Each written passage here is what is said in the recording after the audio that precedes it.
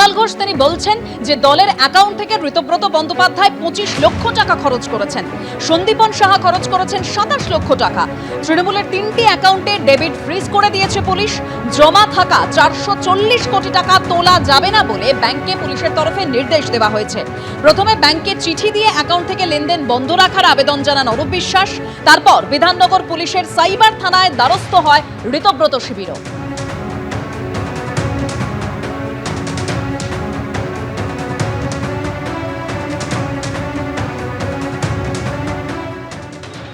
ছাব্বিশ লক্ষ টাকা একজন প্রার্থী বিধায়ক হওয়ার জন্য নিজের প্রচারে খরচা করেছেন, আর তার সই করা তার দেয়া তথ্য অনুযায়ী তৃণমূল কংগ্রেসের অ্যাকাউন্ট থেকে এইচডিএফসি ব্যাংক থেকে আরটিজিএস হয়েছে 25 লক্ষ টাকা।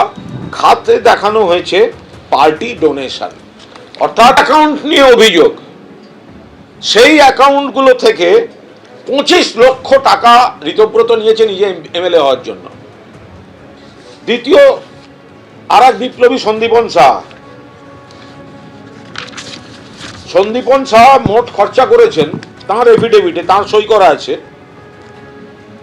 27 লক্ষ